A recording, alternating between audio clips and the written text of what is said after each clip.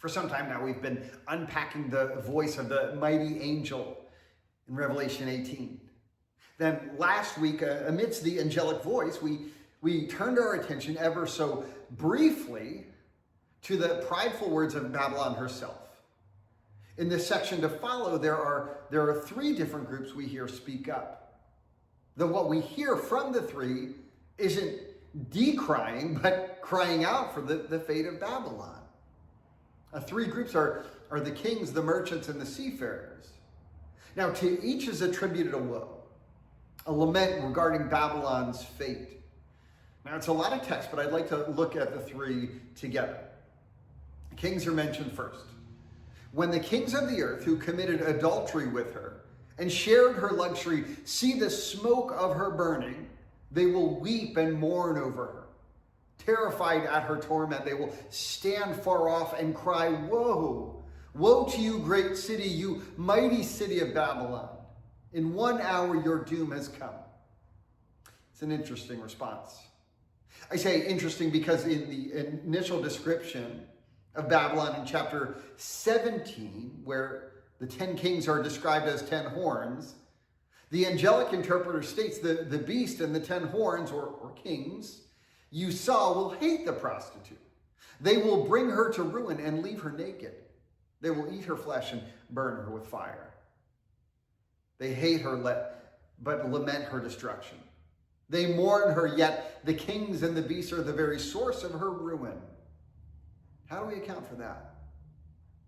Let's keep reading. The merchants of the earth will weep and mourn over her, because no one buys their cargo anymore. Cargoes of gold, silver, precious stones and pearls, fine linen, purple, silk, and scarlet cloth, every sort of citron wood, and articles of every kind made of ivory, costly wood, bronze, iron, and marble. Cargoes of cinnamon and spice, of incense, myrrh, and frankincense, of wine and olive oil, of fine flour and wheat, cattle and sheep, horses and carriages, and human beings sold as slaves. They will say, "The fruit you longed for is gone from you. All your luxury and splendor have vanished, never to be recovered." The merchants who sold these things and gained their wealth from her will stand far off. Terrified at her torment, they will weep and mourn and cry out, "Woe! Woe to you, great city, dressed in fine linen, purple and scarlet and glittering with gold, precious stones and pearls. In 1 hour, such great wealth has been brought to ruin." Babylon was a terrible master, but she was a profitable one. The kings, merchants, and as we'll see momentarily, the seafarers, they enjoyed her luxury and became rich by her, but in those riches grew dependence upon her. Of the three voices and woes, it's telling that the merchants are given the most voice in terms of words and verses, indicating what's really at the heart of the matter. Well, let's look at the final group and then a closing reflection. In 1 hour, such great wealth has brought to ruin. Every sea captain and all who travel by ship, the sailors and all who earn their living from the sea will stand far off.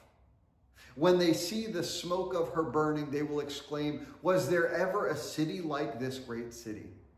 They will throw dust on their heads and with weeping and mourning cry out, "Woe, woe to you, great city, where all who had ships on the sea became rich through her wealth. In 1 hour, she has been brought to ruin." Now, wealth and greed are obvious themes, but there's something else that unifies these three messages. This great city, a center of incredible commerce and trade, collapses in an hour. Fortunes wiped out in the blink of an eye.